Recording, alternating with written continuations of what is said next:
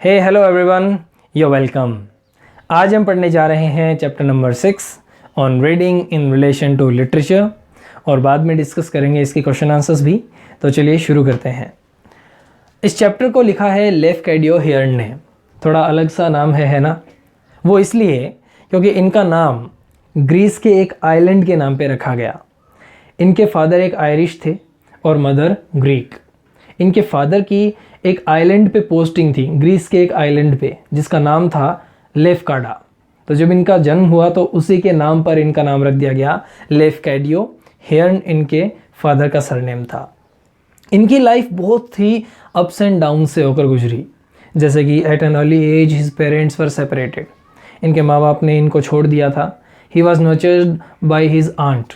एक आंट थी इनकी जिन्होंने इनको पाला पोसा। वो इनको लेकर फ्रांस चली गई जहाँ पर इनकी स्कूलिंग हुई। लाइफ के आगे के हिस्से में ये न्यूयॉर्क चले गए यूएस, जहाँ पर इन्होंने कई मैगजीन्स और न्यूज़पेपर्स में काम किया। फिर एक किसी न्यूज़पेपर के एक एडिटर के रूप में ये जापान गए और अपनी रेस्ट ऑफ लाइफ उन्होंने जापान में ही बिताई। इन्होंने वहीं पर जापान में ही एक लड़की से शादी की जिसका नाम था कोइजुमा सुत्सु, और उसी वजह से इनको एक और नाम से जाना जाता है, कोइजुमा याकुमो। इस नाम से ये बहुत फेमस है और ये खास कर जाने जाते हैं जापानीज़ लिटरेचर में। इनका बहुत रिस्पेक्ट है क्योंकि इन्होंने जापानीज़ लिटरेचर को इंग्लिश में ट्रांसलेट करके पूरी दुनिया के सामने रखा। और कोइजुमा याकुमो इसलिए क्योंकि जापानीज़ में क्या होता है कि जो सरनेम होता है वो पहले लिखते हैं। तो कोइजुमा सुत्सु इनकी वाइफ का नाम था, तो कोइजुमा अपनी वाइफ के नाम से उन्होंने सरनेम ले लिया और याकुमो इनका अपना नाम था, तो इनको इस नाम से भी जानते हैं। तो देखो, ये ग्रीस में पैदा हुए तो ग्रीक लैंग्वेज इनको आती थी। फ्रांस में इनकी स्कूलिंग हुई तो फ्रेंच लैंग्वेज इनको आती थी। और क्योंकि न्यूयॉर्क में इन्होंने काम किया और इनके फादर तो आयरिश थे तो इनको इंग्लिश भी आती थी। और जापान में इन्होंने अपनी रेस्ट ऑफ लाइफ बिताई तो इनको जापानीज़ भी आती थी। इस तरह से चारों लैंग्वेजेस का इनको नॉलेज था। और अब बात करते हैं कि इस पर्टिकुलर चैप्टर में ये क्या कहते हैं, on reading in relation to literature. तो देखो, बेसिकली इसमें ये 3 बातें बताते हैं। सबसे पहली बात तो लिटरेचर को लेके कि अगर आपको पढ़ना सीखना है, पहली बात तो एक सवाल करते हैं कि बहुत से लोग इस दुनिया में ये सोचते हैं कि उनको पढ़ना आता है, लेकिन नहीं आता। वो सिर्फ शब्द पढ़ते हैं और उन शब्दों का उनको अर्थ नहीं पता होता। तो जब तक आप कोई चीज़ को पढ़ रहे हो और उसका मीनिंग ही आपको समझ में नहीं आ रहा तो उसका मतलब वो पढ़ना नहीं कहलाएगा। तो वो कहते हैं कि अगर आपको पढ़ना सीखना है तो आपको बहुत सारा लिटरेचर पढ़ना पड़ेगा पहले। जितना ज़्यादा लिटरेचर पढ़ोगे आपकी समझ उतनी ही डेवलप होती जाएगी। फिर दूसरी बात वो कहते हैं कि एक स्कॉलर, एक जो पढ़ने वाला आदमी होता है, उसको एक डिसिप्लिन बना लेना चाहिए कि वो कभी भी एम्यूज़मेंट के लिए, सिर्फ मनोरंजन के लिए या टाइम पास के लिए ना पढ़े, नॉलेज के लिए भी पढ़े। और इसीलिए वो बताते हैं कि एम्यूज़मेंट और स्टडी दोनों अलग अलग चीज़ें हैं। उसके बीच में क्या डिफरेंस है वो भी इस चैप्टर में बताते हैं। लास्ट में वो एक बात बताते हैं कि एक अच्छी बुक क्या होती है, यानी एक लिटरेचर की अच्छी बुक आपको कैसे पता चलेगा कि उसमें क्या क्या बातें हैं, और कैसे पता चलेगा कि लिटरेचर की कौन सी बुक आपको पढ़नी चाहिए या नहीं पढ़नी चाहिए।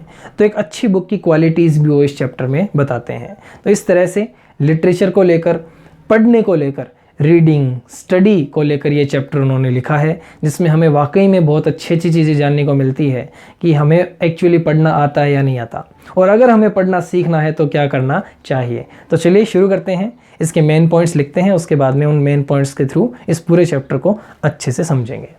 सबसे पहला इस सेंटेंस है इस चैप्टर का कि very few persons know how to read.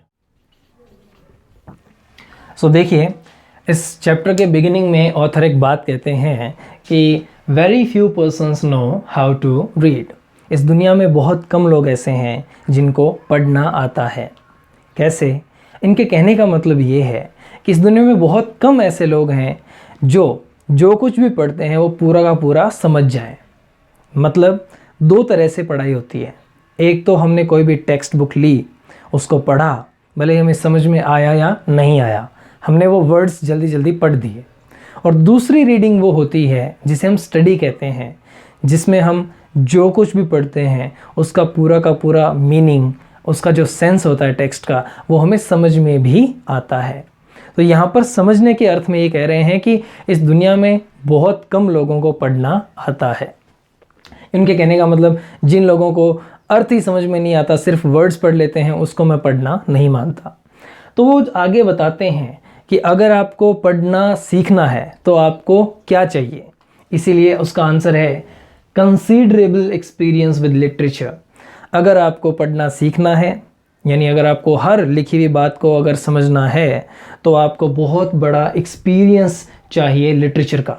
Literature पढ़ने का अनुभव आपके पास होना चाहिए।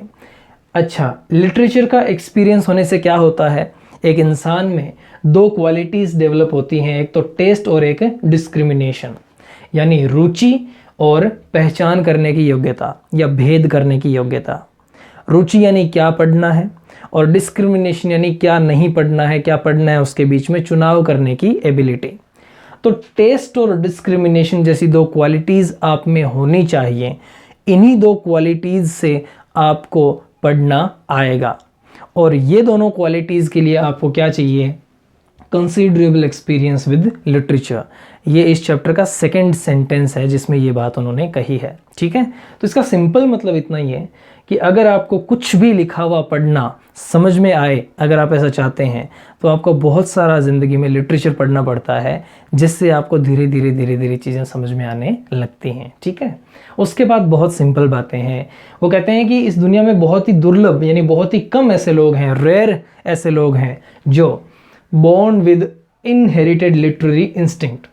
इनहेरिटेड यानी पूर्वजों से मिली हुई, और लिटरेरी यानी साहित्य की, और इंस्टिंक्ट यानी प्रवृत्ति। यानी बहुत कम लोग ऐसे हैं जिनको अपने पूर्वजों से एक ऐसी क्वालिटी मिल जाती है कि वो 20-25 साल की एज से पहले ही पढ़ना सीख जाते हैं। पढ़ना मतलब पढ़ने के साथ समझना भी सीख जाते हैं। बाकी अगर एवरेज आदमी की बात करें तो वो नहीं समझ सकता, उसको सब कुछ लिखा हुआ समझ में नहीं आता। होता है अक्सर हम कोई भी चैप्टर ऐसा पढ़ते हैं, कोई नई बुक ऐसी पढ़ते हैं, किसी भी लैंग्वेज की हो, हिंदी हो या इंग्लिश हो, तो हमें समझ में कम आती है, कुछ बातें ऊपर से समझ में आती हैं, तो उसको वो यहाँ पर रीडिंग या स्टडी नहीं कहते। फिर देखो, जनरली दुनिया में लोग कैसे पढ़ते हैं, रीडिंग ऑटोमेटिकली, जैसे कि विदाउट पेइंग अटेंशन। लोग ध्यान नहीं देते, शब्दों को पढ़ते रहते हैं, स्टोरी की तरह पढ़ते रहते हैं बिना समझे। फॉर एम्यूज़मेंट और स्टोरी, वो हर टेक्स्ट में से किसी भी तरह की बुक हो, कोई फैक्चुअल हो, फिक्शन हो, कोई भी बुक हो, वो सिर्फ एम्यूज़मेंट यानी मनोरंजन के लिए और कहानी के लिए पढ़ते हैं। टू किल टाइम, सिर्फ टाइम पास करने के लिए पढ़ते हैं। ऑल पेजेस इन 1 और 2 आवर्स, कितनी भी बड़ी किताब हो, 1-2 घंटे में सारे पन्नों को पलट देंगे, जल्दी पढ़ लेंगे। तो क्या वो रीडिंग है? नहीं। उसके बाद reader gets a vague idea. जो इस तरह से पढ़ता है बिना ध्यान दिए, बिना समझे, उसको एक वैग्यू आइडिया यानी एक अस्पष्ट सा विचार उस किताब के बारे में मिलता है। यानी किताब की सारी बातें, एक अच्छी बुक की सारी बातें उसे समझ में नहीं आती। Can't express original opinion. और इस तरह से जो पढ़ाई होती है और इस तरह से जो पढ़ाई करते हैं, वो कभी भी किसी भी टेक्स्ट के बारे में अपना ओरिजिनल ओपिनियन एक्सप्रेस नहीं कर सकते। क्वेश्चन है अपना, ध्यान दीजिएगा। तो कभी भी ओरिजिनल ओपिनियन का मतलब है कि अपनी राय नहीं दे सकते। किसी और ने अगर किसी किताब के बारे में अपना ओपिनियन दिया है, उसको वो कोट कर लेंगे, उसको दोहरा देंगे, खुद नहीं बता पाएंगे कि इस बुक में एग्जैक्टली क्या है। उसके बाद वो कहते हैं कि हार्ड स्टडी क्या है। हमने यहाँ पर पढ़ा कि रीडिंग ऑटोमेटिकली क्या है, यानी बिना ध्यान के पढ़ना, यानी सिर्फ शब्दों को धीरे पढ़ लेना या जल्दी पढ़ लेना। अब स्टडी और रीडिंग में क्या फ़र्क है, ये अपने चैप्टर का एक अच्छा क्वेश्चन भी है, देखिएगा। हार्ड स्टडी क्या है? अंडरस्टैंडिंग ऑल मीनिंग्स, किताब के सभी अर्थों को ठीक से समझते हुए। Bearing of the text, bearing का मतलब है सेंस, टेक्स्ट यानी पाठ, जो भी लिखा हुआ है उसके सेंस को, उसके अर्थ को समझते हुए। थिंकिंग अबाउट इट, और इसके बारे में विचार करते हुए कि ऑथर कहना क्या चाहता है, उसने लिखा क्या है, उसको हार्ड स्टडी कहते हैं। एग्जाम्पल जैसे कि हिस्ट्री पढ़ना, साइंस पढ़ना। जब साइंस और हिस्ट्री जैसी चीज़ें पढ़ते हैं लोग, तो बहुत ध्यान से पढ़ते हैं, एक एक फैक्ट को ठीक से वो एनालाइज करते हैं, क्या हुआ क्या नहीं हुआ। लेकिन ऑथर लेफकेडियो हेरन इसमें ये कहते हैं कि जब कोई लिटरेचर की, कोई फिक्शन यानी कोई नोवेल, कोई स्टोरी, कोई पोएम जब इस तरह की चीज़ कोई पढ़ता है तो क्या वो इतने ही स्लोली ध्यान से पढ़ता है? नहीं पढ़ता। क्यों नहीं पढ़ता? पढ़नी चाहिए। इसी बात को वो अगले पॉइंट में क्लियर करते हैं कि value of a literary book, साहित्य की, लिटरेचर की कोई भी बुक, भले वो रोमांस की बुक हो, पोइट्री की बुक हो, फिक्शन की बुक हो, ड्रामा, प्ले, किसी भी चीज़ की एक लिटरेरी बुक, उसकी वैल्यू भी उतनी ही होती है जितनी एक साइंटिफिक बुक की वैल्यू होती है। लाइक साइंस को बच्चे कैसे पढ़ते हैं? बहुत ध्यान से पढ़ते हैं, एक एक वर्ड को ठीक से समझते हैं, एक एक चीज़ को बड़ी बारीकी से समझते हैं। तो वैसे ही एक लिटरेरी बुक को पढ़ना चाहिए, वैसे ही एक लिटरेचर की बुक को भी पढ़ना चाहिए, क्योंकि should be read like a scientific book, एक साइंटिफिक बुक की तरह ही एक लिटरेचर की बुक को पढ़ना चाहिए, क्योंकि a book of fiction, romance और poetry is a scientific work.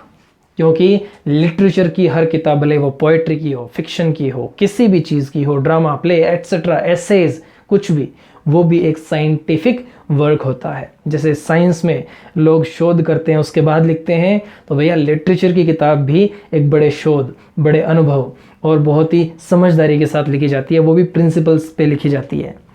Composed according to the principles of great science of life, जीवन का विज्ञान, जीवन के विज्ञान के नियमों के आधार पर हर लिटरेचर की बुक लिखी जाती है।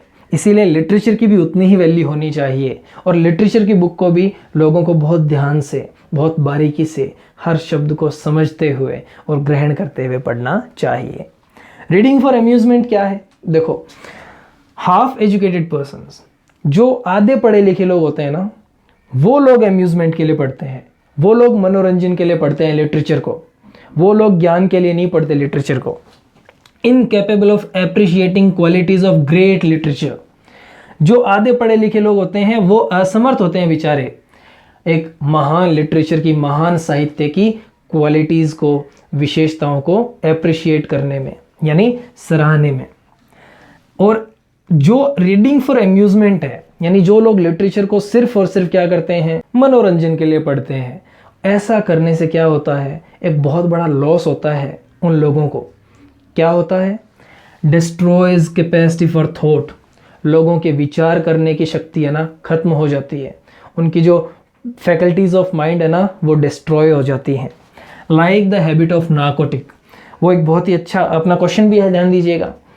लेफकेडियो हेरन कहते हैं कि सिर्फ अम्यूजमेंट के लिए किसी किताब को पढ़ना, सिर्फ मनोरंजन के लिए किसी किताब को पढ़ने का मतलब एक नार्कोटिक, नशेड़ी की आदत की तरह है। जैसे वाइन ड्रिंकिंग, ओपियम स्मोकिंग, यानी आप स्मोकिंग करते हो, वाइन पीते हो, तो क्या होता है, सिर्फ और सिर्फ आपका टाइम पास होता है, आप एक ड्रीमिंग की कंडीशन में रहते हो।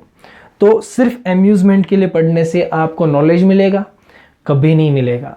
और अगर आपको नॉलेज नहीं मिलेगा तो वो नशे की हालत और आपके वो पढ़ने की हालत एक जैसी है। यानी इस तरह से अम्यूजमेंट के लिए पढ़ने को कंपेयर किया गया है एक नशे की हालत से, नशे की हैबिट से।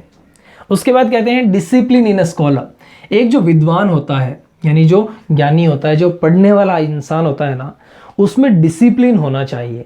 कैसा डिसिप्लिन? देखिए, वंस फॉर्म्ड, अगर एक स्कॉलर डिसिप्लिन बना ले, किस तरह का डिसिप्लिन कि वो क्या पढ़ेगा, क्या नहीं पढ़ेगा और कैसे पढ़ेगा, इस तरह का डिसिप्लिन अगर वो बना ले वंस फॉर्म्ड, तो इम्पॉसिबल हो जाएगा उसके लिए for him to read for amusement. Discipline बना लेना चाहिए ज़िंदगी में एक स्कॉलर को कि वो कभी भी मनोरंजन के लिए नहीं पढ़ेगा, सिर्फ मनोरंजन के लिए नहीं पढ़ेगा। हालांकि अम्यूजमेंट के लिए पढ़ना गलत नहीं है, लेकिन केवल अम्यूजमेंट के लिए पढ़ना रॉन्ग, इससे आपकी मेंटल कैपेसिटी डिस्ट्रॉय हो जाती है। थ्रोज डाउन एनी बुक, जो स्कॉलर अपने आप को डिसिप्लिन में डाल लेता है कि वो कभी भी अम्यूजमेंट के लिए नहीं, नॉलेज के लिए पढ़ेगा, वो हमेशा थ्रोज डाउन, फेंक देगा एनी बुक, ऐसी कोई भी बुक जिसमें विदाउट इंटेलेक्चुअल फूड, जिसमें उसको अपनी इंटेलेक्ट के लिए फूड ना मिले, यानी अपनी बुद्धि को भोजन ना मिले। और अपनी इंटेलेक्ट का फूड यानी इंटेलेक्चुअल फूड क्या होता है? नॉलेज। हमारी बुद्धि का भोजन ज्ञान होता है।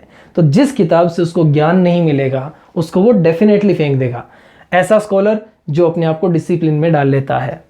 और अपील टू हिज इमोशंस और फीलिंग्स, और ऐसी कोई भी बुक जो उसकी फीलिंग्स और इमोशंस को अपील ना करे, आकर्षित ना करे, उसको वो डेफिनेटली फेंक देगा, नहीं पढ़ेगा, वो कचरा होगा, ट्रैश होगा। फिर इस चैप्टर के एंड में ये बताया गया है कि एक ग्रेट बुक, एक अच्छी किताब, एक महान किताब, एक गुड बुक क्या होती है, उसकी पहचान कैसे की जा सकती है। और आप जब रीड करेंगे किसी भी लिटरेचर की बुक को तो किस बेसिस पे आप चुनेंगे कि ये अच्छी है या बुरी, इसे पढ़ना चाहिए कि नहीं पढ़ना चाहिए। बहुत ही इंपॉर्टेंट और अच्छा क्वेश्चन है, 7 मार्क्स का, और आया भी था अभी हाल ही में 2020 के क्वेश्चन पेपर में। देखिए, we want to read again and again, ऐसी किताब हमें खरीदनी चाहिए, पढ़नी चाहिए जिसको हम एक से ज़्यादा बार पढ़ना चाहें। ठीक है। Find new beauty every time, जो अच्छी किताब होती है ना, एक ग्रेट बुक, उसमें हम हमेशा कोई ना कोई नई बात पाएंगे जब हर बार हम उसको पढ़ेंगे। अब आप सोचेंगे कि एक किताब को बार बार पढ़ने से नई चीज़ें कैसे मिलेंगी, इसका जवाब भी मिलेगा, देखिएगा। नेवर बिकम्स ओल्ड, एक अच्छी लिटरेचर की बुक कभी भी पुरानी नहीं होती, बूढ़ी नहीं होती। टेस्ट ऑफ टाइम, एक ग्रेट बुक ऑफ लिटरेचर, एक लिटरेचर की अच्छी किताब जो होती है ना, वो हमेशा टेस्ट ऑफ टाइम, समय की परीक्षा को पार करके आती है। समय की परीक्षा का मतलब क्या है कि आज से 500 साल पहले कोई लिखी गई चीज़ आज भी उसकी उतनी ही वैल्यू। जैसे आपके लिए एग्जांपल दें तो आपने एक द 7 एजेस ऑफ मैन नाम की पोइम पढ़ी होगी, विलियम शेक्सपियर ने आज से 400-500 साल पहले लिखी थी। आज भी लोग उतने ही चाव के साथ उसको पढ़ते हैं। तो टेस्ट ऑफ टाइम को उस चीज़ ने पास किया है, लोगों को उस पोइम ने इंस्पायर किया है। रुडयार्ड किपलिंग की पोइम इफ़ इंस्पायर करती है लोगों को, आज भी उसकी उतनी वैल्यू है। और जब तक ये ह्यूमैनिटी रहेगी वो चीज़ इंस्पायर करती रहेगी। तो इस तरह की जो पोएट्री की बातें, इस तरह के जो, जैसे द गाइड एक बहुत अच्छा नोवेल है R.K. नारायण का लिखा हुआ, तो जब से उन्होंने लिखा उस पर मूवी बनी, उसके बाद में आज भी लोग उसको पढ़ रहे हैं, आगे भी जो जनरेशन्स आएंगी पढ़ती जाएंगी। तो ये जो बुक्स होती हैं जो टेस्ट ऑफ टाइम पास करके आती हैं, ये अच्छी बुक्स होती हैं, इनको पढ़ना चाहिए। Cantt be understood first time, हाँ ये एक अच्छी क्वालिटी है एक ग्रेट बुक की। यानी लिटरेचर की कोई भी अच्छी किताब होगी ना, वो एक नॉर्मल रीडर को पहली बार में कम समझ में आएगी या समझ में नहीं आएगी। लेकिन इस बात का ये प्रूफ है कि अगर कोई अच्छी किताब जिसको पूरी दुनिया पढ़ते आ रही है और वो अगर हमें समझ में नहीं आ रही है तो डेफिनेटली ट्राई करते हुए, उसको बार बार पढ़ते हुए हम डेफिनेटली उसको समझने लगेंगे। तो कैसे समझेंगे उसको? Bye trying and studying. ठीक है ना। तो एक रीडर को जब कोई बात समझ में ना आए तो ट्राई करना चाहिए, उसको और ज़्यादा टाइम देना चाहिए, तो धीरे धीरे वो समझ में आने लगती है। और डेफिनेटली जो चीज़ एक बार में समझ में नहीं आती वो वाकई में बहुत इंटरेस्टिंग होती है और बहुत वैल्यूएबल भी होती है लाइफ के लिए। जजमेंट ऑफ मैनी, एक अच्छी किताब जो है ना, उसके बारे में सभी की राय अच्छी होगी। एक आदमी का जजमेंट गलत हो सकता है किसी बुक के बारे में, किसी ने कह दिया कि ये किताब अच्छी नहीं है, तो ये तो अगर हम मान लें तो हम बेवकूफ़ हैं। लेकिन अगर जनरेशन्स उस बुक को पढ़ती आ रही हैं, जैसे हमारे स्क्रिप्चर्स हैं, गीता, कुरान, गुरु ग्रंथ साहिब, अब इनको युगों युगों से पढ़ा जा रहा है। अब आज की पीढ़ी को अगर पहली बार में वो समझ में ना आए तो क्या वो बेकार है? नहीं, वो भले ही समझ में ना आए, लेकिन हम जब बड़े होते जाएंगे, अपना एक्सपीरियंस ऐड होता जाएगा, तो वो चीज़ें हमें ईजी और ज़्यादा इंटरेस्टिंग लगने लगेंगी। तो जो अच्छी किताब होती है ना, कोई भी साहित्य की किताब हो, वो बहुत सारे लोगों का जजमेंट होता है, उसके बारे में बहुत सारे लोगों का ओपिनियन अच्छा होता है। With experience such a book unfolds new meanings. जैसे जैसे एक इंसान का एक्सपीरियंस बढ़ता जाता है, एक अच्छी किताब, लिटरेचर की एक अच्छी किताब, उसमें नए नए मीनिंग्स रीडर के सामने खोलते जाती है। कैसे? इस चैप्टर के एंड में एक एग्जांपल है। किसी अच्छी बुक को अगर आपने 18 ईयर्स की एज में पढ़ा तो आपको वो अच्छी लगेगी। फिर आपने उसी बुक को 25 ईयर्स की एज में पढ़ा तो आपको लगेगा अरे ये तो एक नई बुक है, मैंने ये चीज़ पिछली बार नहीं पढ़ी। उसी चीज़ को आप 30 ईयर्स की एज में पढ़ोगे तो फिर से आप अचंभित रह जाओगे, सरप्राइज्ड रह जाओगे कि पिछली बार आपने इसमें इतनी ब्यूटी और इतनी अच्छी चीज़ें थी, ये आपको पिछली बार इतनी अच्छे से समझ में नहीं आई थी। 40, 50, 60 जैसे जैसे एक अच्छी बुक को आप पढ़ते जाओगे अपने एक्सपीरियंस के साथ, तो आपको वो बुक नई लगेगी और हर बार आपको नई नई बातें उसमें से समझ में आएगी। हालांकि बुक नहीं बदलेगी, वर्ड्स नहीं बदलेंगे, उसके अंदर के थॉट्स नहीं बदलेंगे, लेकिन आपका एक्सपीरियंस बदल जाएगा, जिसकी वजह से वो अच्छी किताब आपको हमेशा किसी ना किसी तरह का ज्ञान देगी, अलग अलग तरह का। इसलिए इस चैप्टर के जो एंड में उन्होंने लिखा है ऑथर ने कि ये बहुत इंपॉर्टेंट सेंटेंस है कि अ ग्रेट बुक, एक महान किताब जो होती है ना लिटरेचर की, साहित्य की, ग्रोज एग्जैक्टली इन प्रोपोर्शन, वो उसी अनुपात में बढ़ती है जिस अनुपात में रीडर्स माइंड, एक पाठक का दिमाग बढ़ रहा है। यानी एक इंसान का अनुभव जैसे जैसे बढ़ता जाता है, एक्सपीरियंस जैसे जैसे इंक्रीज होता जाता है, वैसे ही एक रीडर का माइंड भी डेवलप होता है। और जैसे जैसे उसका माइंड डेवलप होता है, यानी मेच्योरिटी आती है, उसको किताबों में लिखी हुई फिलॉसफिकल बातें और अच्छे से समझ में आने लगती हैं।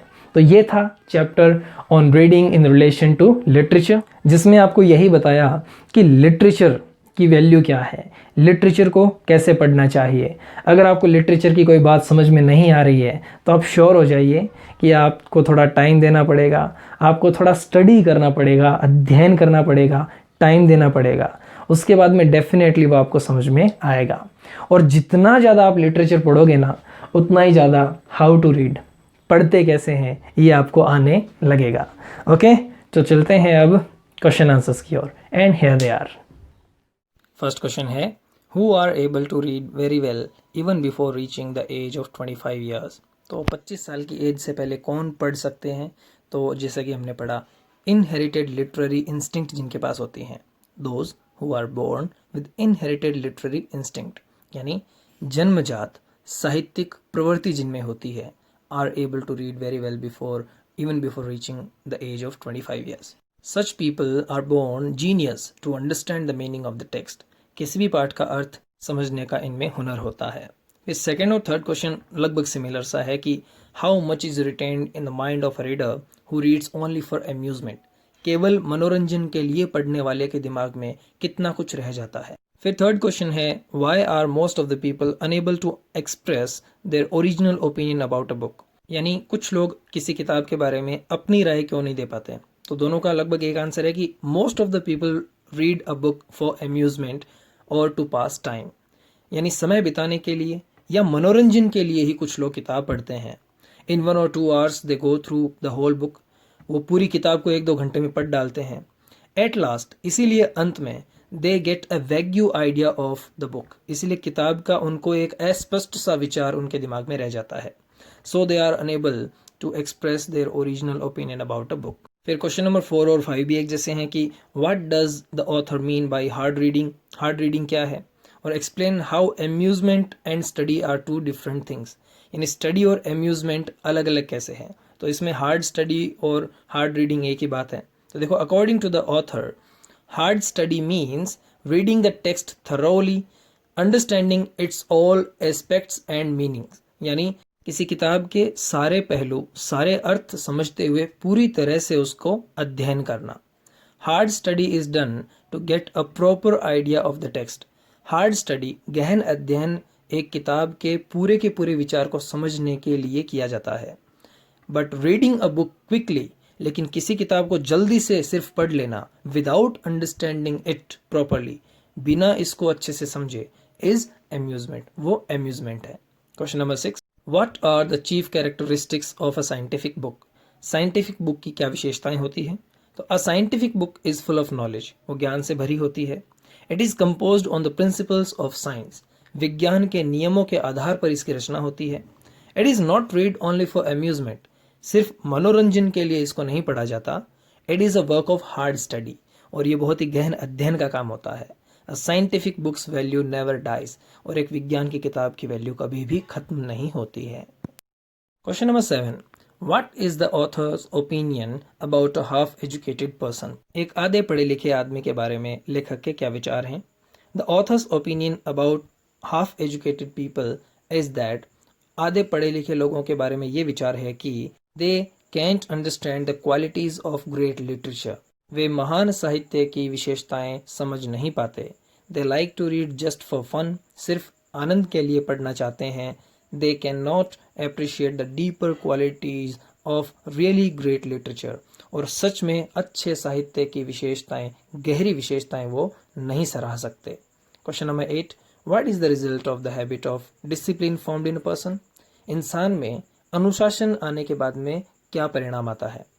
Once the habit of discipline is found in a person, एक बार यदि व्यक्ति में अनुशासन आ जाए, it becomes impossible for him to read only for amusement, तो उसके लिए असंभव हो जाएगा सिर्फ मनोरंजन के लिए पढ़ना। He throws away any book which does not give him intellectual food, that is knowledge, और वो ऐसी किसी भी किताब को फेंक देगा जो उसे बौद्धिक भोजन नहीं देती, यानी ज्ञान नहीं देती। इसके अलावा ये भी लिख सकते हैं कि which does not appeal to his emotions और feelings. Question number 9, what do we find when we reread a book? एक किताब को जब दोबारा पढ़ते हैं तो क्या पाते हैं? We find new meanings and new beauty in a good book every time we reread it. एक अच्छी किताब को जब भी दोबारा पढ़ते हैं तो उसमें नए अर्थ और नया सौंदर्य पाते हैं।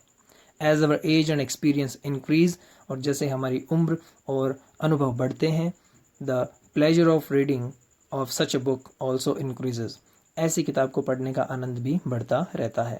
Question number 10, why has reading for amusement been compared with narcotic? एक नशेड़ी से क्यों तुलना की गई है आनंद के लिए पढ़ने की? तो reading for amusement has been compared to a narcotic because, इसलिए क्योंकि both help a person just to pass time, दोनों ही सिर्फ समय बिताने के लिए हेल्प करते हैं आदमी की। Both destroy the capacity for thought, दोनों से ही सोचने की क्षमता खत्म हो जाती है।